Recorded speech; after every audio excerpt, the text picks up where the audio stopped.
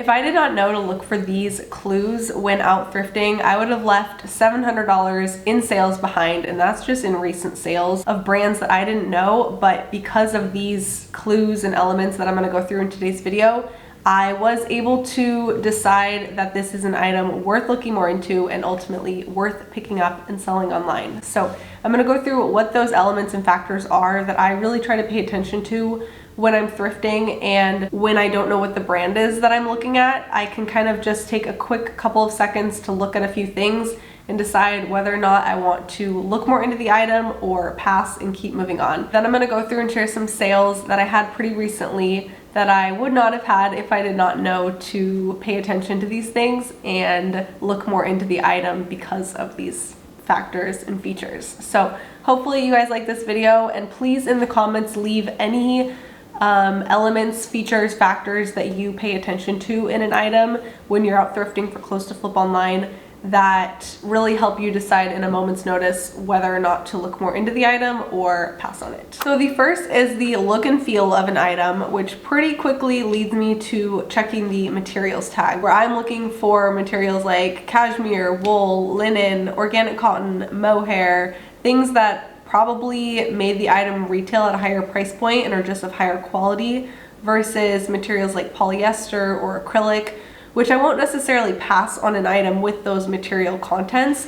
But if it's a brand I don't know and it's an item I'm coming across, the materials tag is a really good indication whether or not something is of higher value, higher quality, and worth looking more into. Because I can pretty much draw the conclusion that if something is made of cashmere or wool or linen or any of the materials I just mentioned, it probably had a higher retail value and will probably have a little bit of a higher resale value, especially if it's a brand I've never heard of. It just indicates to me that it's something I should at least take a look into. Next is where the item was made. So if it's a brand I've never heard of before, seeing made in the USA, made in Japan, made in Italy, made in California, or somewhere in the US, I probably will look more into it just because it probably costs more to have it manufactured there, and it probably is a little bit of a higher value, and it's at least something to look more into. The next item on my list of things that I pay attention to and decide whether or not to look more into the item is if the item has a dry cleaning tag on it. And this isn't always a surefire way to decide whether or not an item is of higher value.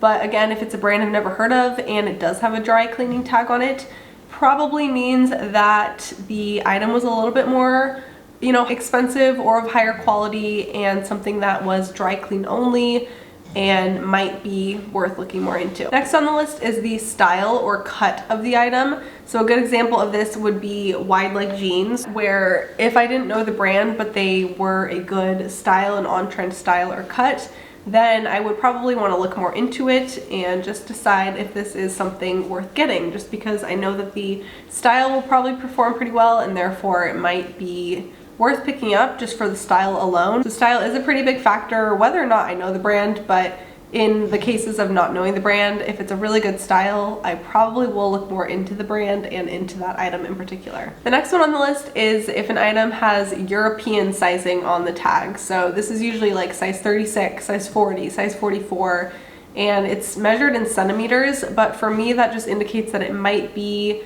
something a little higher quality. It might be from a brand I've never heard of, a European brand. I have had several times where that has led me to a really good sale, and at least one that I can think of that's on this list that I'll share of recent sales, but that's something that I pay attention to, and it's, again, not a for certain way to decide whether or not an item's worth picking up, but it is one of those things that I pay attention to and will likely throw that item into my cart and look more into it if it does have European sizing. The last one on my list that I think a lot of people probably do, and I'm curious if you do as well, please let me know, but that is to look at the date tag on an item, and that's right next to the materials tag. Not all items have the date they were released, but if an item does have the date and I quickly spot it and it's a really recent item or a really old item, like a good vintage piece, then those are definitely reasons for me to look more into it. So it'll often say like FW22, like fall winter 22, or SS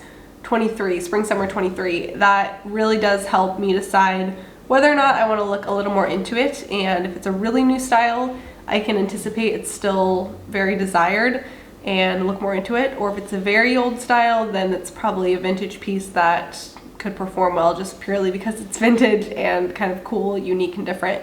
Whereas the in the middle, like if it's fall winter 2017 or 2018, it's almost like not old enough to be cool and like back on trend, and it's not new enough to be on trend.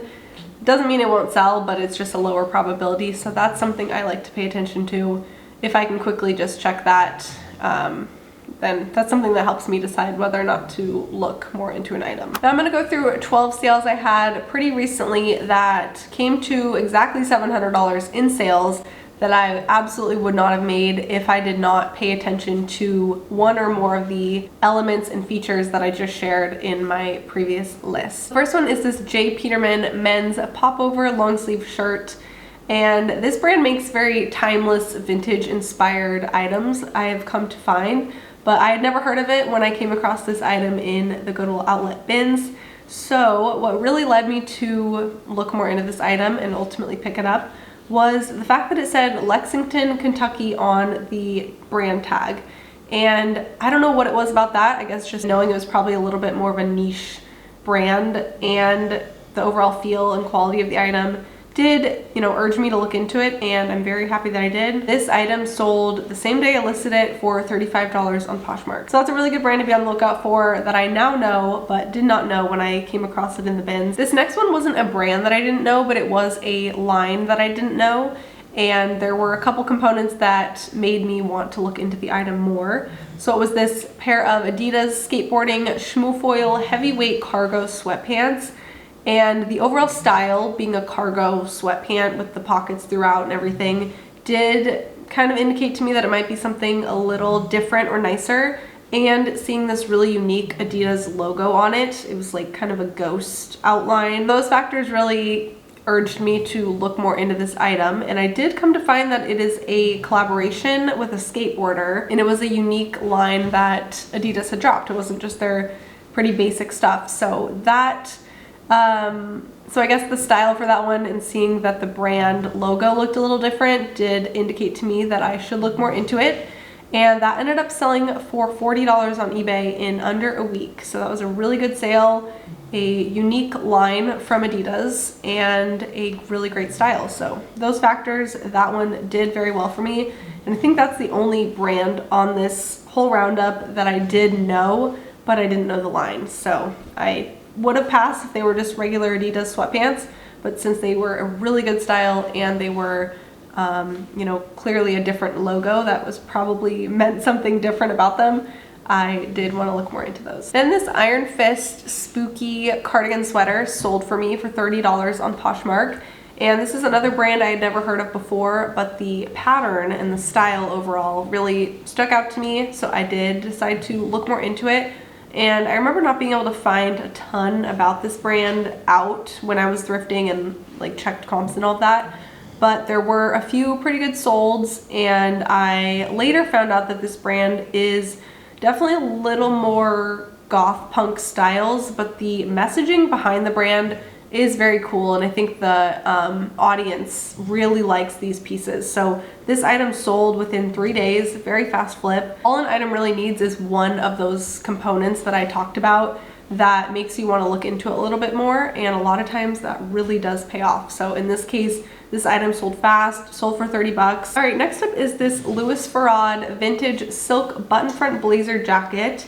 And I hadn't heard of the brand when I came across this item at the thrift store, but since doing a little research, I did find out that they are a French luxury brand. For this piece, it was the materials tag that indicated to me that it could be something a little better, higher quality, nicer, and therefore sell for a bit more. So it was 100% silk, and that is why I decided to look more into the item and give it a shot, and it really did pay off. I sold that for $58 on eBay, and it did take a little bit, it took 4 months to sell, but a really great sale in the end, and would not have known to pick up that brand had I not looked at the materials tag and found out that it was something a little higher quality. So that one was a very good sale. Please let me know if you have ever found Louis Farad and if you have picked it up to sell online. And then this next one was definitely a style-based pickup and a really good sale. So it was this Porter Collective Noir Alchemy band jacket. And this one was, again, purely style. Had never heard of the Porter Collective, which I now know is a lifestyle brand. And this just was a good style, and I knew using the right keywords that this would be a good sale. It sold for $63 on Poshmark. Not only was it a high price sale, but it was a fast flip, selling in only 4 days, which is a win-win, as they say. All right, next was this Ornat men's midweight merino sweatshirt. And Ornat is a brand that makes clothes for cyclists, and it's very high quality, sustainable pieces that seem to do very well from what I've experienced so far. And the funny thing about this one was it did sell on Poshmark for $50 because I had sent out 50% off offers. So it was listed at $100 and someone accepted that. I was very happy with that sale, $50 for a brand I didn't know. But then before I had delisted it on eBay, about a day later, someone bought it full asking price on eBay for $100. So I did have to cancel that sale and I went with the $50 Poshmark offer. But now I know not only did that sell pretty well, it would sell for twice as much as I actually sold it for if I found it again in a, good condition and all that. But yeah, had I, held out a day or whatever, then could have sold for $100, which is fine. $50 is still great, but I did just want to make note of that item and that brand could have sold for actually quite a bit more. So I digress. What really led me to look more into that brand when I found it in the Goodwill outlet bins was that it was made in the US. And I can't remember if it was California, if it said LA, or if it was just made in the US. But I remember it being locally made, and I figured that meant it was, a little bit of a higher quality item and probably cost a little bit more to manufacture. So I was very happy when I did end up looking more into the item and seeing that it could be a very good sale. And it ultimately was a very good sale. Could have been even better, but still a very good sale and a good brand to be on the lookout for. This next one was an example of deciding to look more into an item because it had European sizing. And it was this Marimekko floral midi dress. So this one, I saw it was a size 36 and did decide to look a little bit more into it. And it ultimately did sell for $100 on eBay. And that left me with $83.14 in profit. So a really good sale there. And I did come to find that Marimekko is a Finnish design house, which I actually originally had a viewer who shared with me a little bit of information, actually quite a bit of information, thank you if you're watching, about this brand. And then when I looked more into it, I found, yes, it's a Finnish design house and they have a lot of very cool patterns and textiles. So it's a very good brand to be on the lookout for and to know.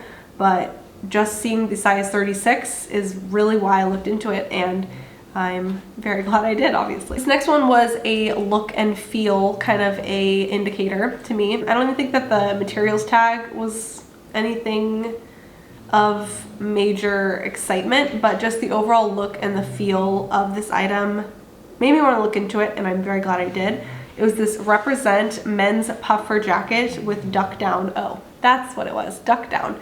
So yes, it was of higher quality material, but just the overall really nice feel. It looked really high quality, felt high quality, and then the duck down was also another factor. But this was a brand I didn't know, and it's a British luxury streetwear brand. So it's a good one to know and to be on the lookout for, but just the overall feel and the look of the item is why I did decide to look more into it. This next one actually was tossed to me, so thank you very much if you are watching. And it's this pair of Air high-rise wide leg jeans, which it's AYR, it's all year round, but it's pronounced Air, I did find out. But these were made in Los Angeles, which is a very good indicator that it's of higher quality. Again, made in the US, cost a bit more to manufacture here, and it's just something to note when you look at an item that you don't know the brand. If it's made in California, made in the US, it very likely is something worth looking more into at least, and it was a good style. So the person who tossed this to me did, I think, know, since it's a good style and made in Los Angeles, that it was something pretty good. And it clearly was, because it sold for $90 on Poshmark and took 3 months to sell, so pretty good sale all around. This next one had a few components that led me to look into it more, and it was this pair of State of Claude, Montana vintage wool trousers. So they were made in Italy, European sizing, size 44, and they also had a wool fabric content on the materials tag. So a few reasons that I wanted to look more into them, and ultimately that did leave me with a $46 sale on Poshmark. They sold in under 3 months, a pretty decent turnaround. And I did come to find out that State of Claude, Montana was a brand really only around in the 90s. So they, I think, started in 92 and then went bankrupt in 97. So kind of a short stint there, but their pieces are still desirable. I mean, that sold pretty quickly, and it could have just been the style and all that. I don't know that the person knew the brand per se, but you know, definitely a brand to be on the lookout for. Sorry if you can hear the sirens out there. This next one was style based again. So I looked at the style and didn't know the brand, but just the style alone made me want to look more into it. So it's this pair of Oat New York wide leg jeans, and they were a high rise. So the overall style being wide leg, and then I think probably the fact that they said New York, like Oat New York, made me want to look into it more. And that ultimately led to a $30 sale on Poshmark. Took about 3 months to sell, just a little over 3 months. Then this last one on the list was one I actually just sold a few days ago.